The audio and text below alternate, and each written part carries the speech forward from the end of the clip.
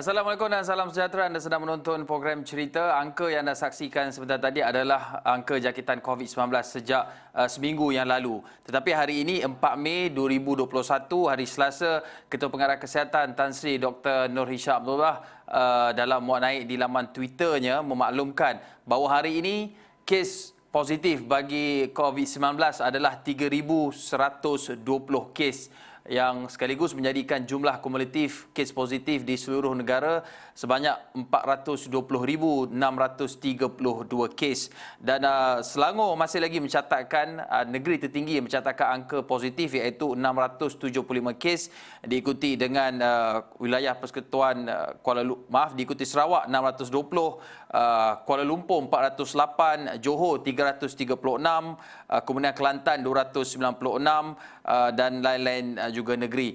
Dan butiran mengenai angka jangkitan COVID-19 ini akan kami bawakan dalam buletin awal ini di jam-jam berikutnya.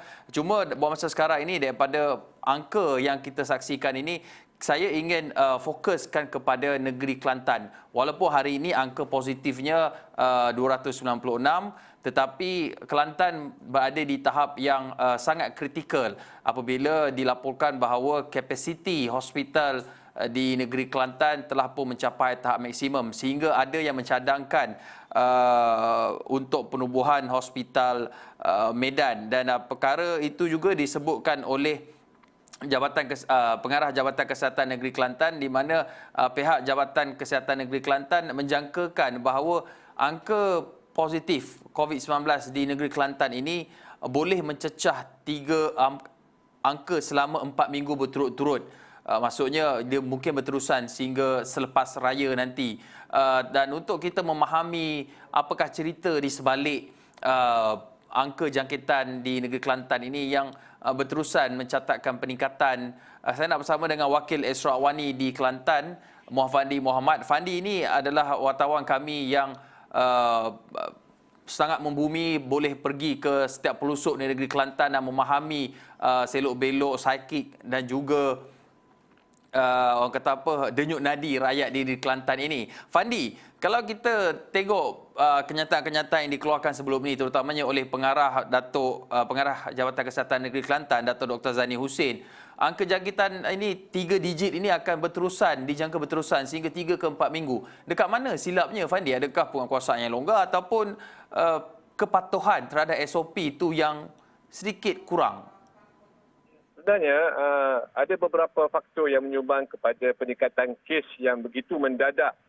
Ini berpunca daripada keadaan bulan lepas, di mana apabila diberikan kelonggaran, berlakunya aktiviti rentas negeri, bahkan rentas daerah, rentas negeri juga turut dikatakan menggunakan, ada yang dikesan menggunakan surat palsu, alasan palsu dan sebagainya bagi membolehkan mereka pulang ke Kelantan, bagi membolehkan orang Kelantan keluar ke Kuala Lumpur semata-mata untuk menghadiri majlis kenduri dan sebagainya. Ini disahkan oleh Esko Kerajaan Tempatan Perumahan dan Kesihatan Datuk YB Dr. Zani Husin yang mendakwa pengesanan ataupun berlakunya satu kluster ataupun varian South Africa yang dikesan beberapa hari lalu ini berpunca daripada kluster kenduri kahwin yang mana rakyat Kelantan telah pun ke Kuala Lumpur untuk menghadiri majlis kenduri kahwin.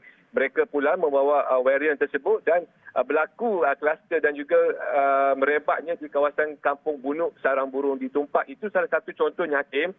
Dan apa yang dilihat hasil pemantauan saya dan juga pemantauan yang saya lihat semenjak sebulan, dalam sepanjang sebulan ini, apa yang menyumbang kepada peningkatan kes ini adalah sikap dan juga attitude rakyat Kelantan sendiri. Maaf cakap saya, Hakim, saya rakyat Kelantan juga, tapi saya melihat mereka sudah alpa. Mereka sudah tidak lagi orang kata alert, tidak lagi orang kata melihat satu bentuk ancaman virus ini. Mereka sudah merasakan virus ini sudah menjadi salah satu sebahagian daripada kehidupan mereka. Jadi nak tak nak, kehidupan mesti diteruskan, mereka tetap ke pasar, mereka tetap ke mana saja tanpa kadang-kadang mematuhi SOP yang telah ditetapkan. Apa yang saya selalu lihat, penjarakan fizikal, mereka sudah mula bersalam. Mereka berjumpa sesama sendiri, mereka sudah berpelukan. mereka sudah berada rapat-rapat di tempat-tempat tumpuan dan juga tempat-tempat sesak.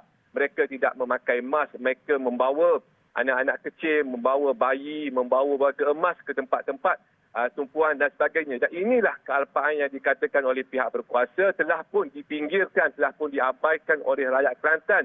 Sehingga mana kita melihat pada cuti sekolah 2 bulan yang lepas, berlakunya aktiviti rentas daerah, berlakunya aktiviti reunion, berlakunya aktiviti majlis kahwin, majlis bercukur kepala, majlis tahnik dan sebagainya.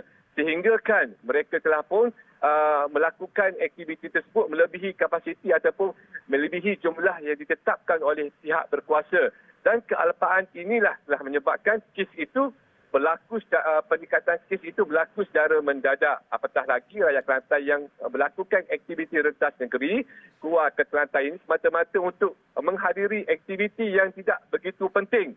Mereka membawa balik virus, mereka membawa balik kluster baru dan mereka pula ada seperti yang saya dimaklumkan oleh pihak berkuasa termasuk juga oleh pihak Kementerian Kesihatan dan juga Jabatan Kesihatan Negeri Kelantan ini, ada setengahnya yang telah pun disahkan positif COVID ini, mereka tidak menulis ataupun tidak memberikan kerjasama ataupun input yang tepat. Mereka tidak menjelaskan berapa konsep rapat beliau, berapa tempat yang mereka kunjungi sebelum ini. Ini juga antara yang memberi impact dan juga memberi peningkatan angka yang berlaku baru-baru ini. Daripada itu juga Hakim, mereka yang rakyat Kelantan juga yang saya temui juga, mereka bukan kata bimbang, tapi mereka sudah satu sikap yang sudah lali ataupun kalih. Mereka sudah merasakan seolah-olah COVID ini sudah berada dalam diri mereka, sudah berada dalam kalangan komuniti mereka. Nak tak nak mereka kata tak apalah penyakit. Jadi sikap sebegini saya lihat kebanyakan rata-rata golongan, tak kira lah golongan apa pekerjaan mereka, golongan peniaga ke, golongan yang bekerja kerajaan ke, golongan yang bekerja swasta ke, mereka sudah macam alpa. Sedangkan kita tahu walaupun beliau kata ataupun mereka yang berdepan dengan situasi ini tidak takut dengan, tidak gentar dengan COVID ini, namun apa yang kita sedih apabila penyakit ini dimerebakkan kepada golongan yang berisiko. Sehingga seperti yang dimaklumkan oleh Exco Kerajaan Negeri Kelantan, kadar kematian di Kelantan ini di antara 2 ke 3 kes sehari. Di mana setakat ini sepanjang COVID yang melanda negara ini, Kelantan sudah mencatatkan 60 kematian akibat COVID ini, Hakim. Ya. Fandi, apabila menegur mengenai sikap penduduk ataupun sikap komuniti kita yang tidak peka ataupun tidak alert dengan keadaan semasa pematuhan SOP-nya, kita tidak perlu apologetik kerana ini akan memakan diri kita sendiri, kerana kita tahu kita perlu melindungi diri kita dan juga melindungi semua untuk kita menahan ataupun menghalang penularan itu daripada terus merebak. Walaupun mungkin mereka sudah menerima hakikat ataupun mungkin bahasa yang mudah lembutnya mereka ni mempunyai mentaliti untuk berhadapan dengan krisis. Tetapi hakikatnya ia masih lagi boleh mengancam nyawa dan juga ekonomi. Dan dalam masa yang sama pendekatan kerajaan adalah untuk membuka Hospital Medan.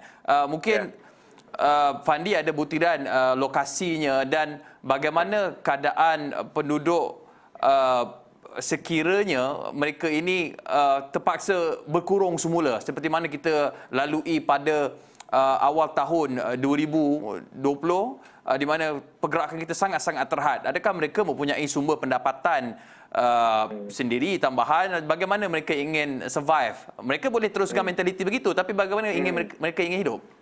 Sebenarnya Hakim, sebelum saya menyentuh mengenai hasrat ataupun cadangan untuk membuka sebuah hospital Medang di tapak ataupun di padang kompleks Dewan Jubli Perak di dalam bandar Kota Baru ini, ianya berpunca daripada lebih daripada 2,000 rakyat Kelantan yang disahkan positif COVID yang telah diarahkan menjalani perintah berkurung di rumah ataupun civilian di rumah. Namun disebabkan apabila arahan untuk mengkuarantinkan di rumah ini ada setengahnya sudah pun dilanggar ataupun setengahnya bebas keluar masuk, menyebabkan berlakunya peningkatan kes sehingga mana kerajaan negeri memohon supaya diwujudkan satu hospital medan di Kota Baru dalam keadaan segera. Ini kerana PKRC ataupun Pusat Kuarantin dan Rawatan COVID berisiko rendah yang dia ada setakat ini, 7 buah yang dia ada, sudah pun mencapai kapasiti yang maksima. Pada masa yang sama juga, hospital COVID di Tumpak, satu-satunya hospital yang diwujudkan untuk merawat pesakit COVID ini, saya dilaporkan katil ICU-nya sudah penuh dan terpaksa memindahkan ke ward biasa. Dan seperti mana keadaan berlaku ini amat kritikal, kerajaan juga dan juga Kementerian Kesihatan telah bersetuju untuk mewujudkan sebuah lagi hospital COVID di Machang dan hospital ini akan dibuka untuk tujuan menerima pesakit COVID ini dalam masa terdekat.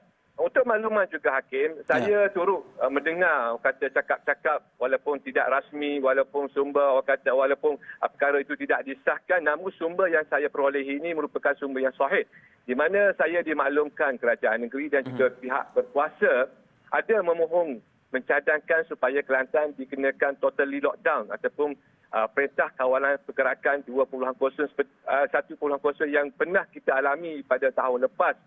Namun mungkin disebabkan ada rayuan, ada permintaan daripada persatuan ataupun mungkin daripada agensi berkaitan yang meminta supaya perkara ini ditimbang ataupun difikirkan semasak-masak.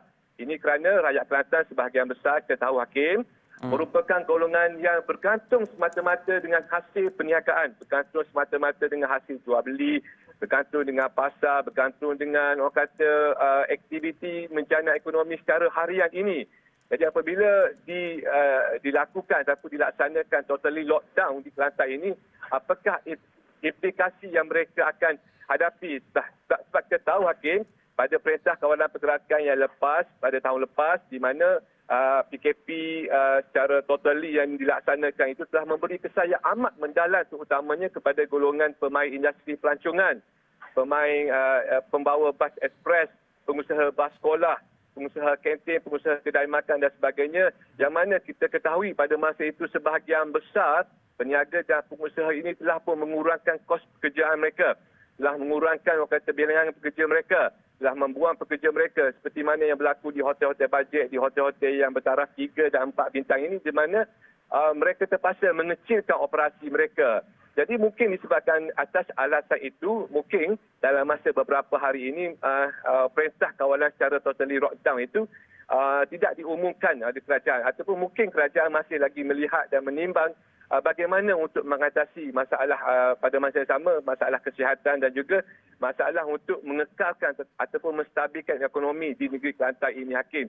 Kita tahu apabila dilaksanakan PKP secara totally lockdown ini, sudah pasti bukan saja golongan yang cari makan kais pagi, kais petang, makan petang, bahkan mereka yang terlibat, yang baru-baru nak merangkak, nak mula bernafas, ini juga akan turut terjejas Hakim.